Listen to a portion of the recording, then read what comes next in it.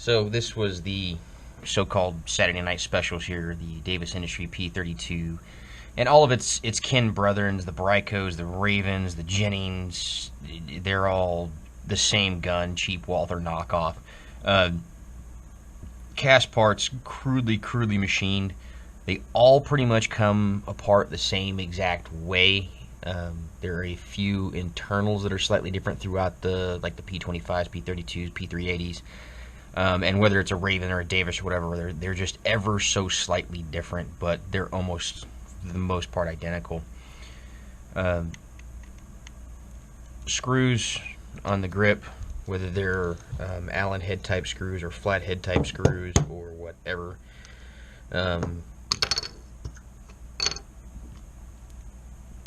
they're all going to pretty well be this. There's a grip screw. Take the grip screws out.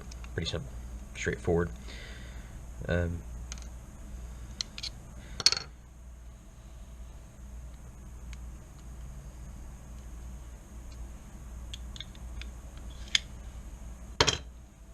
Junk ass magazine out of it. No. Not really scared of these things being loaded. They didn't work right out of the factory, so the odds of being shot by one of these are slim to none. Push this little piece in back here. I think it's like the firing pin retaining plunger. They gave it some goofy fancy name. Pull back on the slide just a little bit and it slides right off the front there. Like I said, they're all pretty well the same. I think on the Raven, the safety, instead of a turnstile safety that goes up and down, it's literally a bar that slides forward and back. Pretty well the same thing. There's a little ball detent that's staked in so that doesn't fall out. If it ever does come out, you're kind of hosed. This side here, I'll pull this coil spring off. This piece sits in there as such. This is actually your disconnector and what for. So when you pull the trigger, this pushes down on that release right there. As you pull the trigger, it draws it down. So we can make it so you can see how it pulls down on that. That's what's actually setting it off. So it's just literally the little bar on the trigger here, your disconnector piece here, but that will pretty much fall out as soon as you take the grips out. Your shear, its little spring, and I mean that's literally all there is to it. If you guys really need to see the trigger come out, it's just a little tiny pin right there that holds the trigger and the spring in there. It's kind of a pain in the ass, so unless you're trying to replace this for some reason, I wouldn't mess with it. This pin here, the guy, is what retains your magazine catch here. Same thing, there's just a little coil spring under in there, and it pivots on this pin, so you could knock that out if you wanted to, and it literally just comes right out. No big deal. And that's it, man. These were cheap cast garbage. I mean, just, these are melted down bicycles and old tin cans and whatever else materials they could get their hands on. And then I don't know if some of them were chromed, like actual chrome, hard chroming, or if it's nickel plated. I want to say these are chromed. But I don't know. Really don't know. I'd have to go look at it. I mean, I never really thought about it, but the barrel itself is retained by this pin here, and they're usually pretty hard to knock out. You have to give it a good whack for that barrel to come out. That's pretty much how they put different calibers on the same frame without having to mess with a whole lot here. They could just knock this out and put a new barrel in it. It just made super cheap production. And these things, you're probably better off trying to beat somebody to death. And I'm sure there's fanboys for these things out there somewhere, and I don't know why. I don't know what your reasoning is or whatever else. I shot a Jennings 25. I think it's a P25, which is just a real small version of this. And and it actually surprised the hell out of me. It went through hollow points without any problems, not a single hiccup. So, you know, you can still be shocked. The slide, you know, if things didn't go flying on you when you took it apart, you got that there. That's your takedown or whatever, and that'll all come out of there. Your spring and your little plunger, and then your firing pin. The problem here, though, is that the end of this, I don't know if you can, let's see, right there, you can see that it's been broken off. That's not the firing pin. This gun will still go bang. What that is the cock, or the loaded chamber indicator, or cocked indicator.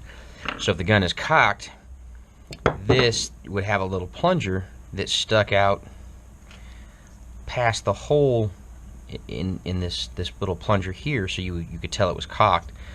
This one broke off. It was rattling around the gun when I got it. Like I said, traded a cheeseburger for it. Actually, it's a Baconator, Wendy's Baconator for this. Guy said he was going to, you know, ask former coworker, if I wanted it. If not, he was going to take it to the police and have them destroy it.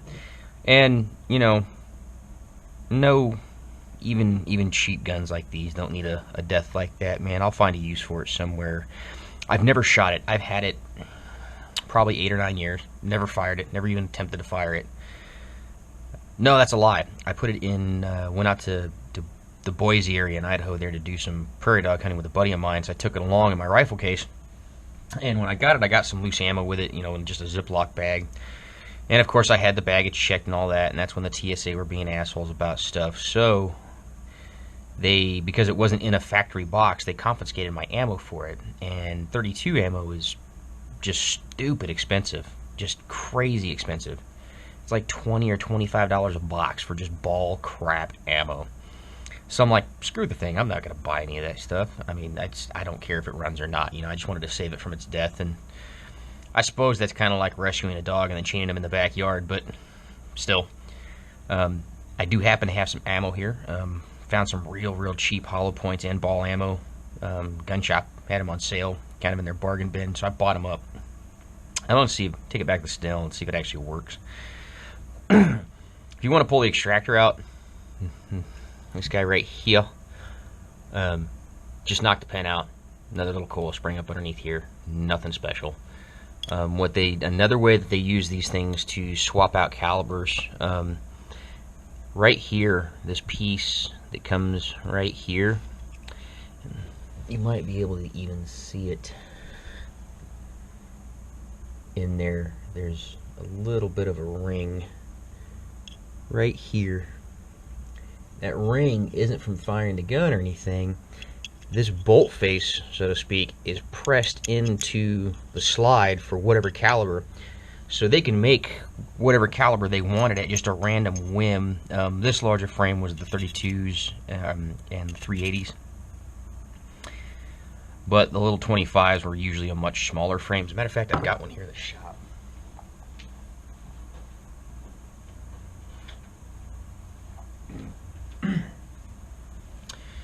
This one's actually in pretty decent shape, considering they haven't been made since like '94, I think, something like that. They were all made in Southern California, the Fontana Industry, Chino, Ontario area, right there. Actually, where the California Motor Speedway is, and that, you know, there's a bunch of industrial complexes out there, and that's where these things were made. And they all just kind of had you know, machine shops that just put out super cheap, you know, like I said, Walther type knockoffs.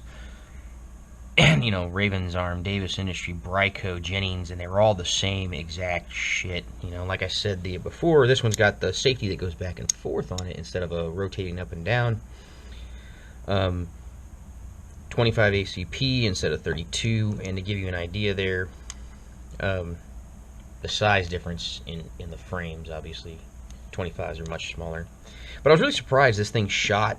I mean, went through all the ammo without a single hiccup. Just absolutely blew my mind that it worked like that. I've never seen one work that way, that well, I should say. Usually they break or quit working, you know, at least 2 or 3 rounds out of every magazine, and this one just chewed everything up. Really impressed.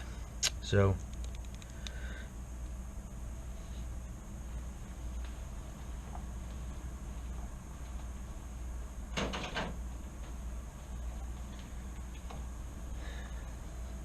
I'll probably take this one, and before I try to clean it or anything, I'm just going to go shoot the crap out of it, see if it runs at all. If not, I'll clean it up and get in there and scrub. You know, usually the magazine springs and shit are weak, but they pinch them in. Like, they're not even, like, those aren't welds. They just machine, you know, put it in, like, probably an arbor press of some sort or a hydraulic press and just munch the damn floor plate on. So you can't get the spring and follower out, but, it, you know, whatever. They're cheap junk. What kills me is you go to the gun shows now, and at least in our area, you see these damn things for, you know, 175, 200 bucks, and people are buying them at that price. They're garbage. I mean, just trash-alucious. Horrible. 200 bucks, and you're most of the way there for like a bodyguard LCP, you know, PA3T, anything that's just way more reliable than this, you know. And all these little mouse cartridges, man, if you guys get a chance to look up, I think it's a Gun Digest book, but it's called The World of Cartridges, and they have all kinds of cool stuff in there, obsolete cartridges, modern cartridges, Wildcats, whatever else. And they have a section, a small section in one of the pages about the 25 ACP. And the guy who wrote that had a pretty good sense of humor, and depending on what edition you find too, but he equated it to only slightly better than throwing rocks. I'm of the mindset that I don't want to get shot by anything. You know, even airsoft guns and pellet guns can hurt like hell. But I still think I would rather try and throw rocks than shoot at somebody with a Raven 25 ACP. It's barely suitable for shooting mice. Whatever. So, anyways, I'm gonna put this thing back together, and I'm gonna go shoot the piss out of it. Or, well, hopefully it will run just like that little Raven. Just keep on chooching. We'll see. Alright, we're going to see if we can chamber around in here and get it to go bang. Safety off. Let's see. Yep, brass in it. Safety off, and... oh, there it goes. First one.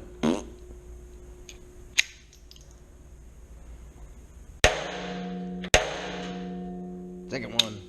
May have something to do with this little rubber hootis, I wonder. Oh, I think she's empty. What do you know? It might actually work. It's the first time I ever shot this thing.